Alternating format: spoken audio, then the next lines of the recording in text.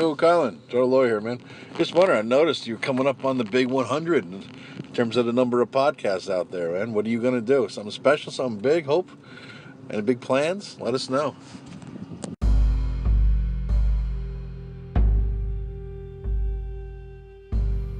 Here, what's all this bleeding nonsense? 100 episodes? Spikepit? Who the bleeding hell is Spikepit? Hold on a minute. I've heard of him. Oh, no. Oh, he's crap. He's blinking crap. He ain't got no trolls on now or nothing. What on earth is he rambling on about, I ask her? Bleeding old Dungeons and Dragons? Oh, playing Tunnels and Trolls, didn't you? Tunnels and Trolls is where it's at. And you got loads of dice. Proper dice and this other nonsense. What a joke. Bling jokers everywhere. Oh, I'd have sort that geezer out once and for all. Oh, my, they ain't Tom the Tin-Net Troll. Get at ya. Hello, Jason Hobbs. It's Colin Green from England. Hope you're well and getting in plenty of gaming. This anchor idea, I'm very glad you've brought it to my attention. I didn't know anything about it, but it's really good. I like this kind of honest, simple approach. Just pick up your phone and speak your message. So I hope you're going to do more. I hope it gets some traction. Big fan of your show and your work. Hey, Colin. This is Jason Hobbs from Random Screed. Hey, man, it was kind of thrilling to hear you talk on your own show. I certainly hope it doesn't mean that we won't have you calling into the other OSR Anchorite shows, because those are always a sheer pleasure for certain, and your call-ins often give me stuff to talk about, so I really appreciate those. Either way, I think that you'll get better as you go. I am positive I have, and I really feel like a lot of the others have gotten better as they've gone as well. Glenn pretty much already did this thing on video, so he's an old hat, I suppose. But Tenkar definitely got better. James Spahn better. Matt better. Tim all got better. And I know you will too, man. So welcome. The official welcome, Colin. See you later.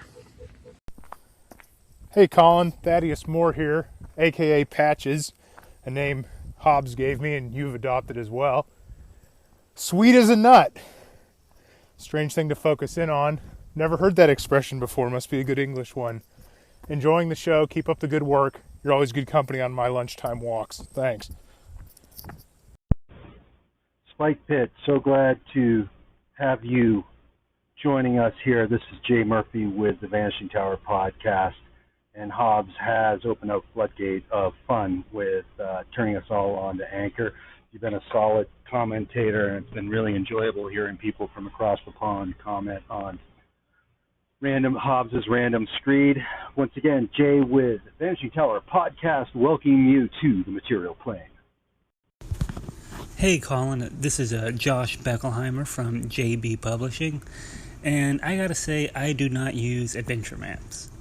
I use world maps, towns, city maps, things like that. I love them. It's just the adventure maps in modules, they distract me and they overwhelm me. Especially if it's like an adventure that has like 88 rooms. No, I am not even going to deal with that at all. So we don't use maps, and that's what I designed those one-page adventures for. I know what's going on. We create the map together, me and the players. We determine what's happening. If they turn left, my map turns left. Things like that. We do it on the fly. And if the players want to draw out a map, while we play, they can. And then bam, we have a map at the end. But I don't use them in my games. Hello, Mr. Green. This is the Mixed GM. I was just calling in to talk a little bit about, why do I RPG?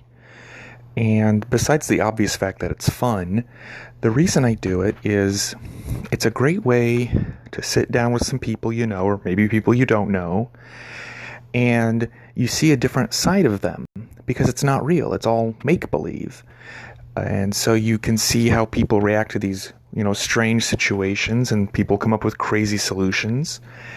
And it stretches the mind, which can carry over into real life. You have learned how to fix things creatively. Maybe it can help you with your job. I don't know.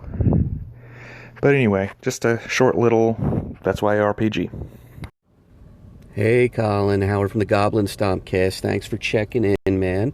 I just have a few episodes up, but starting to roll into things and mirroring some stuff on the blog as well.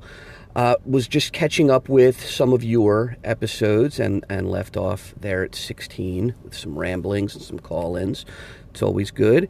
And I just wanted to quickly touch on what you spoke about briefly at the end of that podcast, which is Warhammer WFRP First Edition, The Grim World of Adventure, or Dark World of Grim Adventure. I can't remember what that cover said, but it sucked me in with that Troll Slayer, and I loved the hell out of it. So, I can't recommend, at the very least, for someone to pick up a copy, check out the artwork, and check out the world. Game system, world, awesome. Take it easy. Be good. Hey, Colin, it's Jesse from Confusion is My Superpower. I loved the last episode. I thought you had a lot of really cool stuff to say about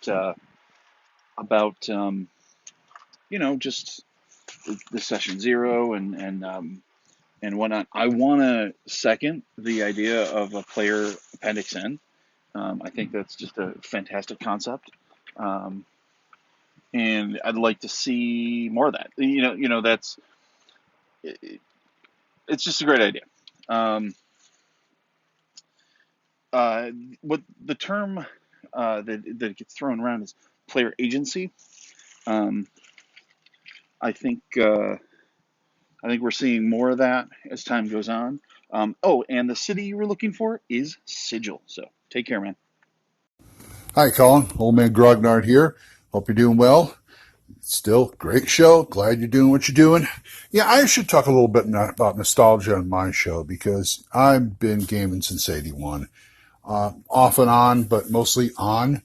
And I've got a lot of good memories. And I want to see if I can maybe push myself to be a little more creative. And we'll see how that goes with my group. Now, about your accent. Dick Van Dyke? No. I listen to you. I hear Michael Caine. I listen to you, and you talk like this, and a lot of people don't know that, and you sound kind of like Michael Caine, which is a good thing because he's a hell of an actor, and I like him. So keep up the good work and keep that accent going. Talk to you later. Bye-bye. Hey, Colin, it's Chuck with Playing It Wrong. Man, it sounds like you need some cheering up, and I haven't called in a while, so here you go. I was going to do a corny British accent, but I decided not to because, well, Americans learned all their British accents from Monty Python, Doctor Who, Guy Ritchie, and Michael Caine. But hey, despite all that, hey, you did. You didn't think about doing a podcast, you did one. Keep it up, man. Fun episodes. They're nice, they're friendly, they're personable. They have personality, man. Keep it up. Love the show. Don't let this stuff get you down. All right. Till next time. Hey, Colin. I know you mentioned about trying not to dial up the UK accent, but I think you should totally go for it as much as possible. Use the terms that we don't know because it'll just make it much more fun. And I promise to use and a boot as much as I can, just to confuse those guys in America a little bit once in a while, right? I was going to say, I know I was just listening to your other episode, but the guys are right. The UI on the Android version of this, it's a little difficult to figure it out. I've added the wrong things to wrong episodes. I recorded a whole episode thinking that I was recording a new episode, but I was actually adding to an old one. So it's a little finicky. You gotta just keep playing around with it. But your show's awesome. Just keep it up, man. Don't worry too much about it. Just have some fun. Okay, cheers. Hey, Colin, Eric Salzwedel here. Just following up with your episode where you talk about the chaotic neutral elf wizard that kind of nuked your party members. That definitely stinks. I've played a long time ago, probably about 10 years ago, maybe even longer, 15, with a guy that basically every character he ran, he was going to betray the party at some point. It took us a few sessions or a few campaigns to figure that out. But finally, in our last campaign that we played, we were fighting against some evil wizard, I can't remember, and he was a cleric. And we just knew, we're like, he's going to turn to the dark side before long. So we didn't tell him anything about our plans. And eventually, we ended up killing him in the campaign. He had tried to attack us. We were ready for it. And we took him down. I think he might have played a good character after that. But anyway, it is frustrating. Hope your kids don't get too soured by it. Talk to you later, man. Hey, Colin, Rich from Cockatrice Nuggets. You really got my brain steaming here. I like this mob rule thing, right? I'm reading Creature Codex, and there's a bar brawl or something like that, a barroom swarm. It's kind of the same way, but if you've got 3 guys and you're rolling 3 attacks and rolling 3 damage each time, it's still kind of the same as rolling for a party, right? I mean, you could toss the dice all at the same time. That saves a little time, but not that much. I have a chart that I go to. It says the plus to hit, the number of creatures, and how many it takes to get 1 hit. So plus 2 out of 15, every 2 guys will hit. So if there's 4 guys, that's 2 hits. It sounds kind of like the DMG thing, but I'm going to keep stewing on this and thinking about it because I like your ideas, I like where you're going, splitting everything up. It sounds good. So I'll talk to you soon. Hey, Colin. This is Joe Salvador. Hey, I just listened to your last episode, and I got to say, I love the proactive method you have of seeking information on Kalamata. Do anything you can to keep us alive, man. But hey, yeah, also, I'd like to hear you and RFED talk about board games, RPGs, whatever you want to talk about, really, man. Put it up. See ya. Hey, Colin. Carl Rodriguez here. Long-time listener, first-time caller. On Kalamata, the only thing you need to know is that Jason Hobbs is pedantic. That is all. But I love him, and he always runs a great game.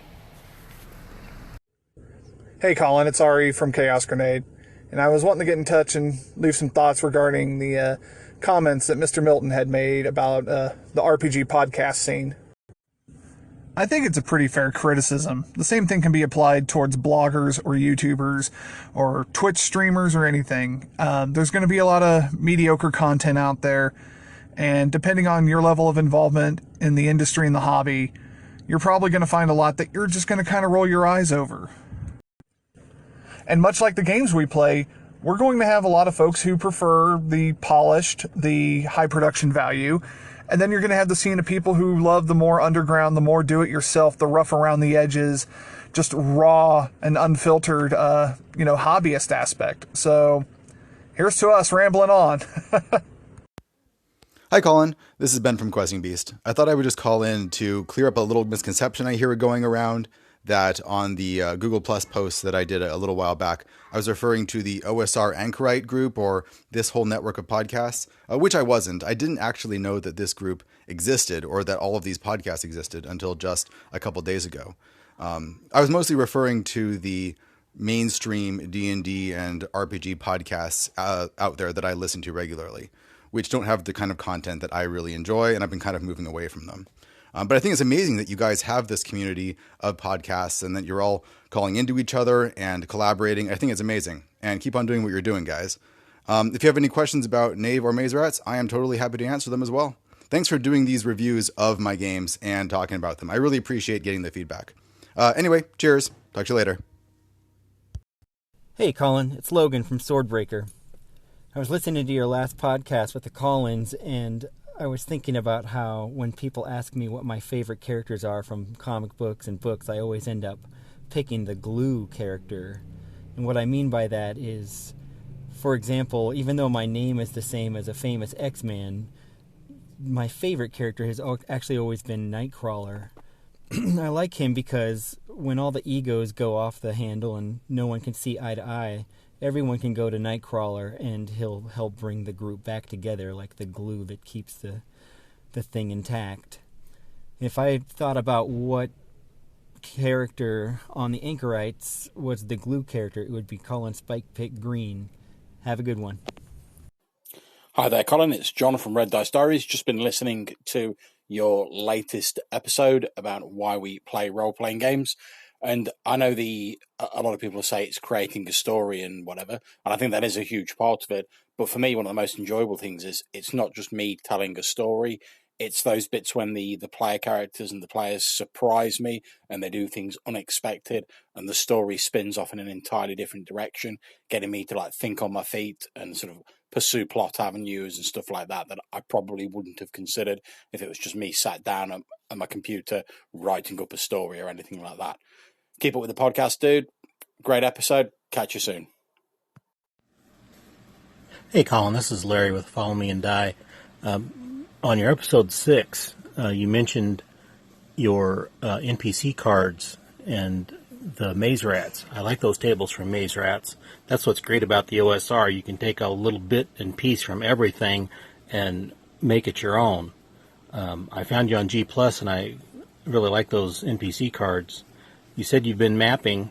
My last message, I was asking you to pull some of your art. Share some of your maps. Put it up on your G+ page. That'd be cool.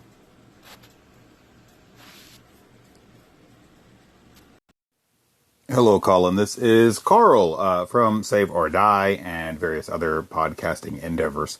I was calling about your basic D&D episode on the differences between BX and BECME. And I wanted to offer a suggestion that you may like if you like some of the changes in BECME. I think the major changes in BECME are the thief skills, and also a lot of the spells are more defined. For example, sleep has an area of effect.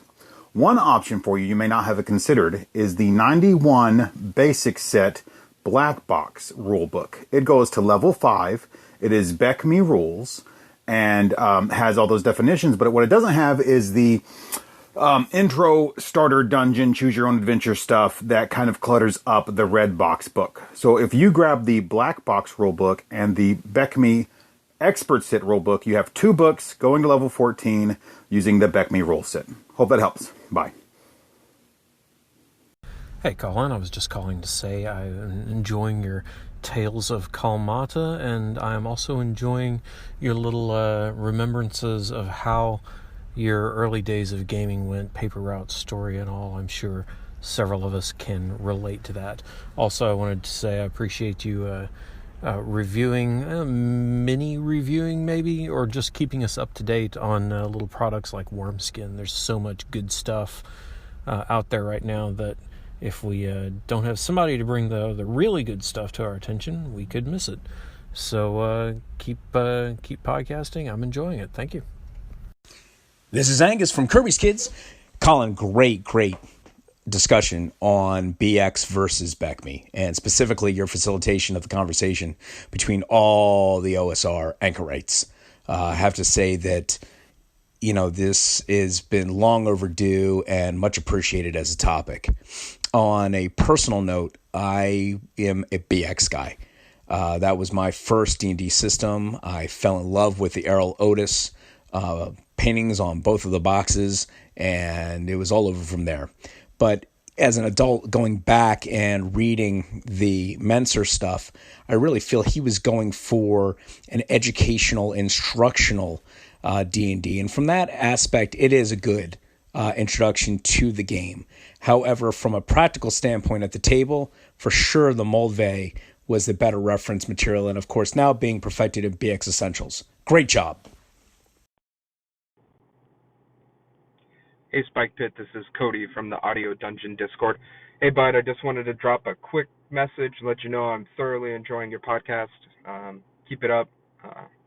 You have a lot of good content, a lot of good topics you bring up, and I tend to agree with most of your points. Hoping pretty soon we can get you either in the Kalmata game or maybe I'll run some DCC for you. Got to get you in on some of that. Anyway, bud, keep it up, and I will catch you later. Hey, Colin, Frank T here. Yep, I've been chucking dice with my kids for years. They love it. It's a fun time. It's great bonding. And my sons have been playing since they were 4. My daughters have been playing since they were 9. And I think every member of my family has played at the table at some point or another. And I guess you could say it's gone multi-generational, because my first copy of BX was played with my Nana. So yeah, it's a fond memory right there. So yeah, roll on, man. Roll with your kids. It's a great time, and my kids love it. Our current favorite is a Savage Worlds hack that I've been working on for years just for them. Nothing beats. Hey, Colin.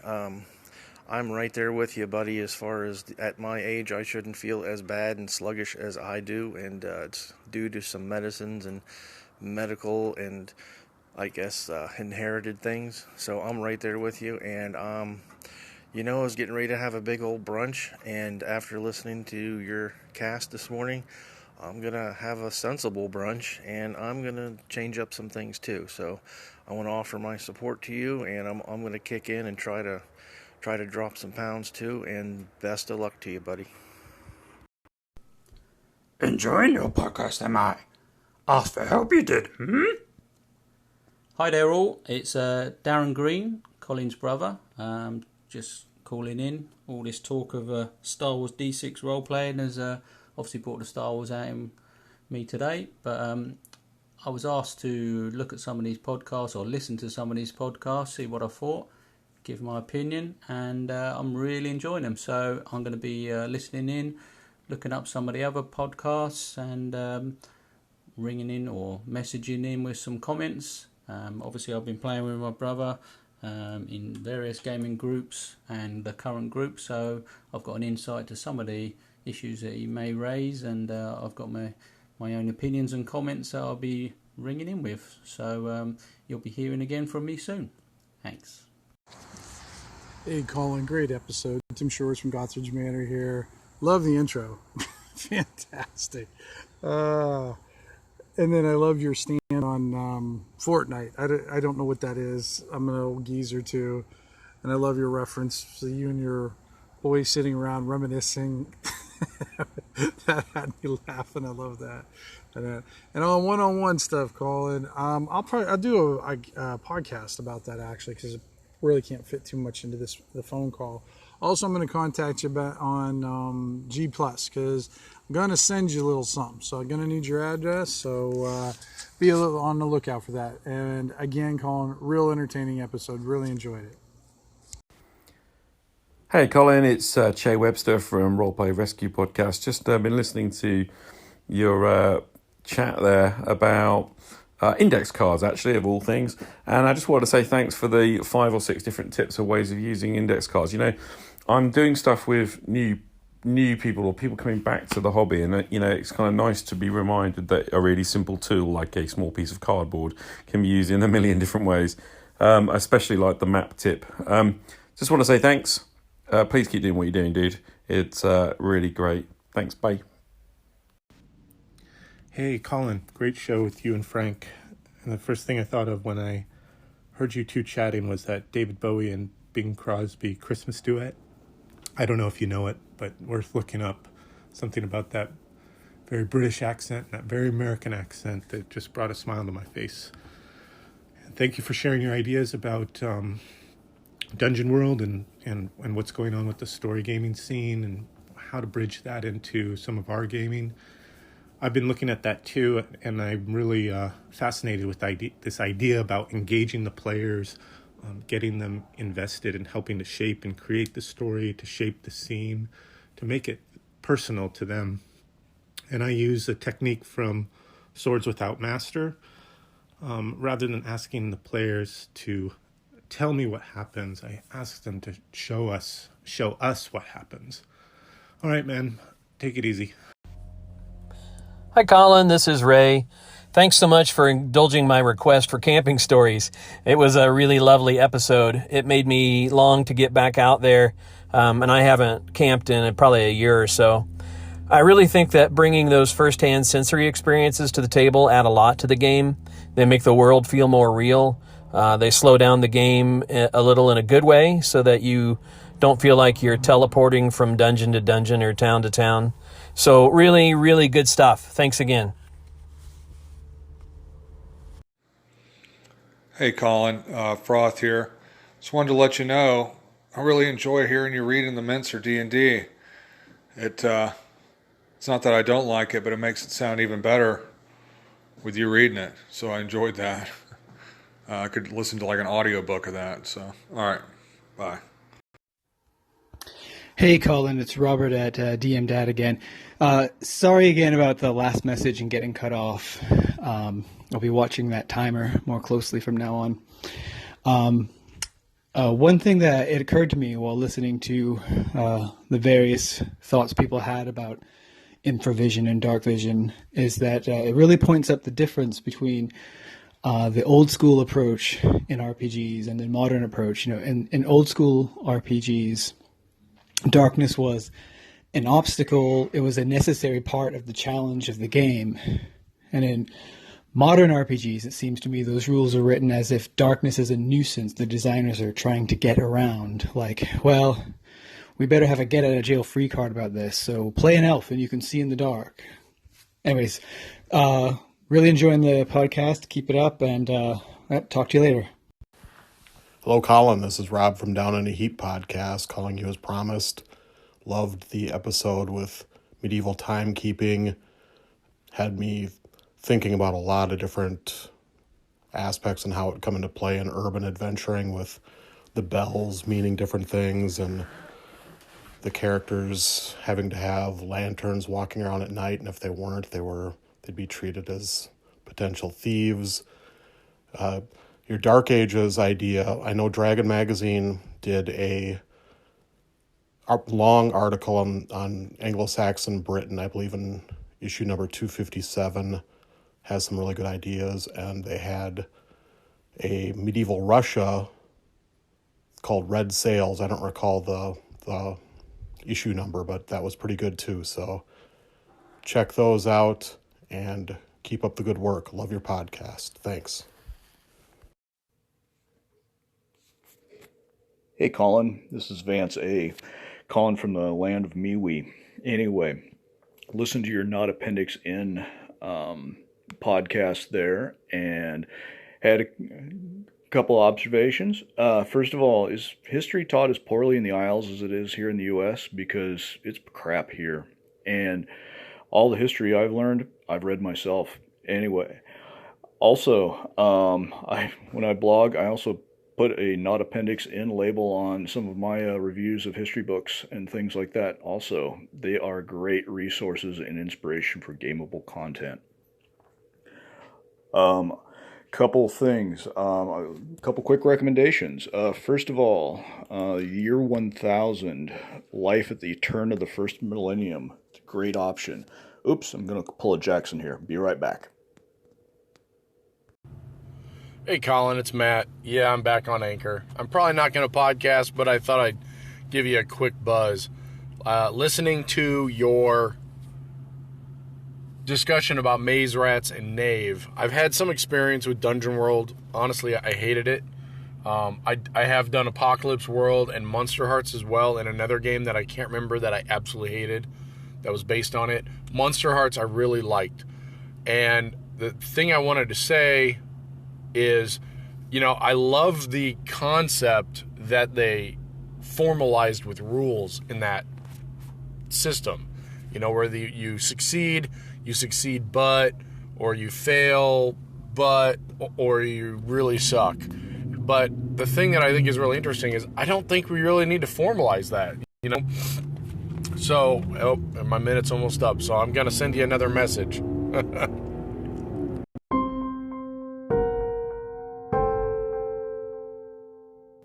Round and round we go. Where we stop, don't nobody know.